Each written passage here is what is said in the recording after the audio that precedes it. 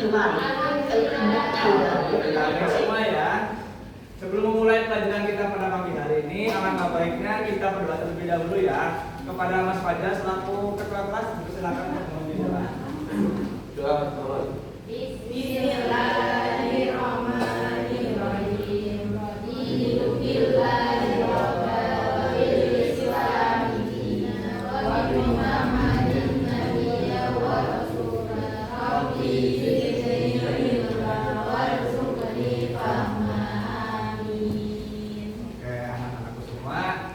Hari ini apakah berangkat semua atau ada yang nggak masuk? Siapa? Siapa?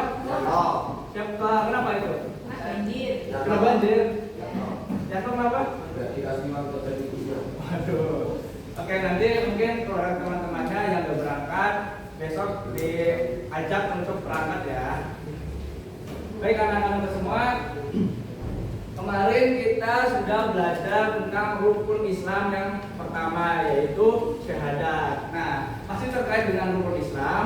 Pada pagi ini kita akan belajar tentang rukun Islam yang kedua.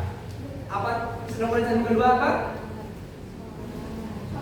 Ya betul, sholat. Nah, jadi pada pagi hari ini kita akan belajar tentang sholat. Akan tetapi bukan hanya sholat, kita juga akan mempelajari tentang zikir. Nah, jadi dalam pelajaran kita pada pagi hari ini kita akan belajar tentang makna sholat, makna zikir, serta hikmah dari melaksanakan sholat dan zikir. Nah, namun sepertinya ini masih kurang semangat ya dari anak-anakku semua ini. Nah, mungkin agar kita lebih semangat mengikuti pelajaran pagi hari ini, kita ice breaking terlebih dahulu ya. Bapak ada ice breaking namanya botak, batik, batok. Ayo berdiri dulu, berdiri. Biar semangat, berdiri. Ayo, belajar berdiri. Bagus, berdiri. Wanita. Nama permainannya adalah botak, batik, batu. Kalau bapak nanti kalau bapak bilang botak, kalian pegang kepala. Kalau bapak bilang batik, kalian pegang batu. Kalau bapak bilang batu, kalian pegang apa? Ya betul, mulut kayak orang batuk ya.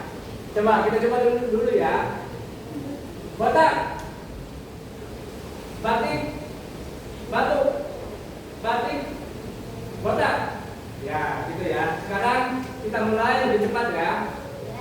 Botak, batik, batu, batik, botak, batik, batu. Ya, udah ya. Udah, dulu. Baik anak-anak semua, seperti yang udah Bapak jelaskan di awal, kita akan mempelajari tentang sholat dan zikir. Nah, tujuan pembelajaran kita pada pagi hari ini agar kalian semua sebagai peserta didik dapat menyebutkan makna sholat dan zikir. Selain itu, agar kalian semua sebagai peserta didik dapat menjelaskan hikmah melaksanakan sholat dan zikir dalam kehidupan sehari-hari. Baik anak-anakku semua, halo, Fajar, Anif, Cusno, bisa perhatikan ya, Hafiz. Ya, dan ke depan ya, semuanya perhatikan. Anif kenapa Anif? Ya, bisa tegak berdirinya. Nah, gitu. Baik, langsung saja kita masuk ke materi yang pertama yaitu makna sholat. Di sini ada yang tahu apa itu sholat? Ada yang tahu? Ya, jadi saya dengar ada yang dengar ibadah. Betul ya, betul sekali bahwa sholat itu merupakan ibadah. Namun secara bahasa, sholat itu adalah doa atau doa meminta kebaikan. Sedangkan menurut istilah, sholat diartikan sebagai segala sesuatu yang diawali dengan takbiratul ihram dan diakhiri dengan salam. Nah, mungkin kalian semua sudah familiar bahwa sholat adalah tiang agama. Namun selain itu, sholat itu juga dapat memberi makna dalam kehidupan kita sehari-hari di luar sholat. Dengan kita melaksanakan sholat dengan khusyuk, maka kita akan mendapatkan ketenangan hati, ketenangan jiwa, serta terhindar dari perbuatan-perbuatan buruk. Karena yang kita melaksanakan sholat, maka kita akan terhindar dari sifat keji dan mungkar. Oke.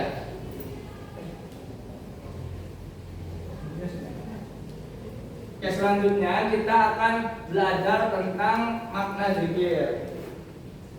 Nah, di sini ada yang tahu zikir itu apa? Ya, betul sekali. Zikir adalah mengingat Allah. Nah, secara bahasa, zikir adalah ingat. Nah, akan tetapi secara istilah, zikir adalah mengingat Allah Subhanahu wa taala sebagai upaya dalam mendekatkan diri kepadanya. Nah, kita sebagai umat muslim diperintahkan untuk berzikir, karena dengan berzikir kita akan terhindar dari sifat sombong, karena kita mengingat keagungan Allah Subhanahu wa taala. Ya Hafiz, kenapa ngapain Hafiz? Ya, perhatikan ya. Oke. Nah, zikir itu dapat kita laksanakan tanpa batasan waktu. Kapanpun kita dapat melaksanakan zikir.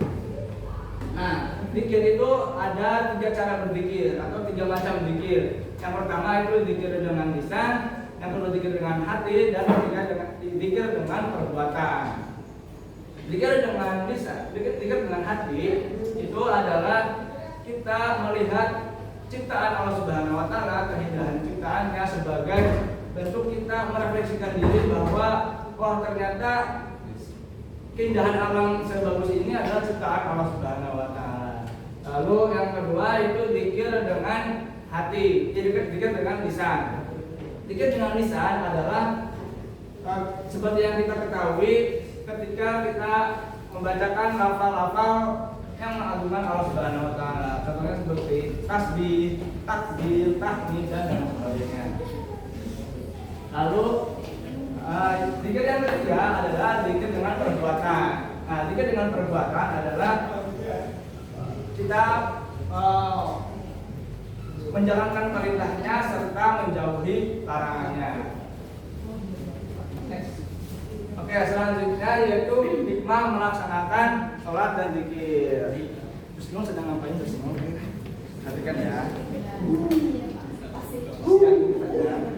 Oke, hikmah melaksanakan sholat dan zikir itu yang pertama tertanamnya akidah tauhid dalam jiwa seseorang. Selain itu, hubungan antara manusia dengan Allah Subhanahu wa taala akan terjalin baik, serta kita mendapatkan kedamaian, keamanan dan keselamatan dari Allah Subhanahu wa taala. Selain itu dengan ya.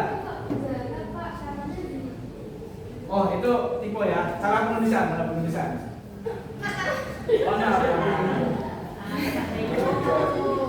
oke, selain itu yang kita melaksanakan sholat dan zikir, kita dapat memperkuat jiwa kita dalam hubungan dengan Allah Subhanahu wa taala, dan kita membiasakan kita pada perkataan dan perbuatan yang baik dan bermanfaat. Baik anak-anak semua, jadi tadi pelajaran kita pada hari ini yaitu tentang sholat dan zikir. Nah, agar kalian semua lebih memahami apa itu tentang sholat dan zikir, Bapak akan berikan kertas ini kepada kalian semua. Nanti kalian isi dengan pertanyaan-pertanyaan yang kalian belum pahami.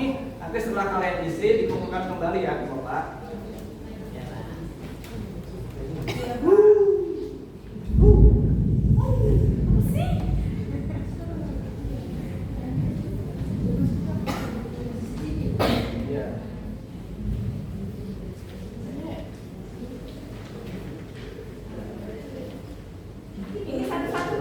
Ya, satu deh. Kelompok sih, kok nggak kelompok? Enggak, ini kita semua satu ya.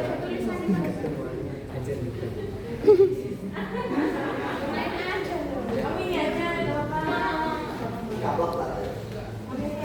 Bahagia. Semuanya dapat.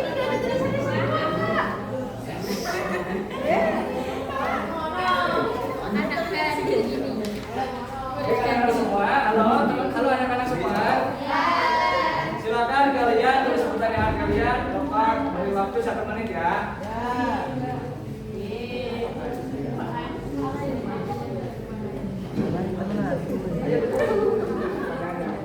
Ya terus tulis mengenai materi kita pada hari pagi hari ini yaitu sholat dan zikir. Oke. Ya nanti maju, nanti bapak jelasin lagi kalau udah kalian tulis. Ya udah ya, udah semua ya. Enggak dari dulu. Kemudian kembali ke bapak. Ayo. Ini Pak.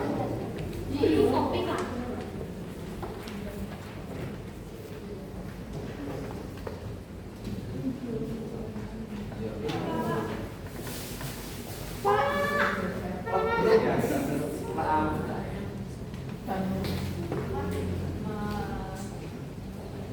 Oke, sekarang karena semuanya sudah menuliskan pertanyaan-pertanyaan yang belum kalian pahami. Nah, sekarang Bapak bagikan kembali kepada kalian, tapi secara acak ya. Nanti kalian semua jawab pertanyaan yang kalian dapat dari teman kalian ya. Bapak kasih waktu 1 menit lagi untuk kalian jawab pertanyaan.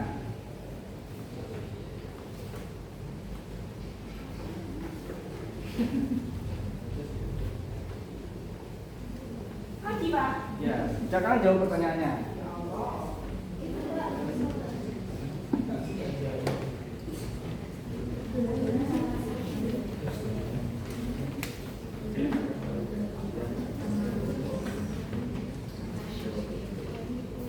Silakan kalian jawab pertanyaan dari teman kalian ya. Oke, sudah cukup ya? Sudah semua? Sekarang buka kembali. Enggak. Ini sekarang Bapak minta untuk perwakilan aja satu dari kalian untuk maju untuk menjawab pertanyaannya. Mungkin ada yang ya silakan Fajar. Silakan maju untuk baca dan menjawab pertanyaannya. Ayo, Maju. Ini pertanyaan dari tadi kertasnya Mbak Kusno. Kenapa sholat disebut sebagai tiang agama? Jawabannya itu karena sholat adalah dasar utama dalam menjaga keimanan seorang muslim. Seperti halnya yang sholat menjadi penopang bagi ibadah dan kehidupan beragama seseorang. Oke, bagus sekali jawabannya. Tepuk tangan untuk Fajar.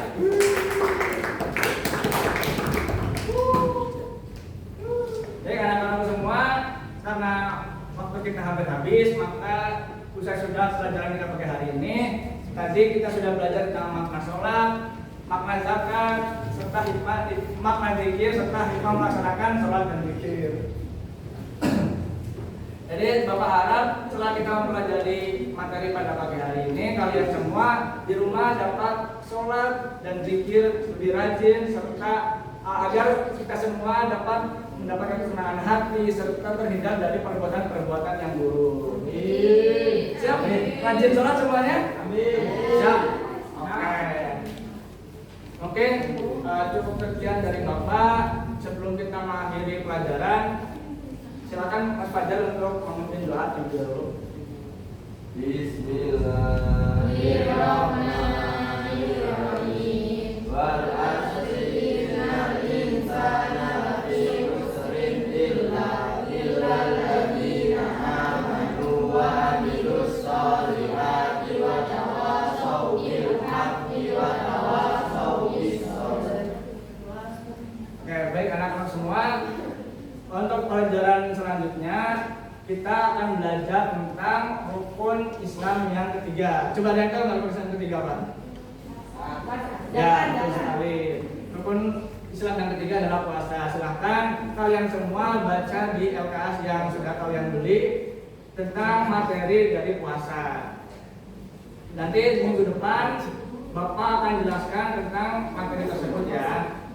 Mungkin cukup sekian pelajaran kita pada pagi hari ini. Mohon maaf kalau bila Bapak ada tutur kata yang kurang berkenan di hati kalian semua. Cukup dari Bapak. Wassalamualaikum warahmatullahi wabarakatuh.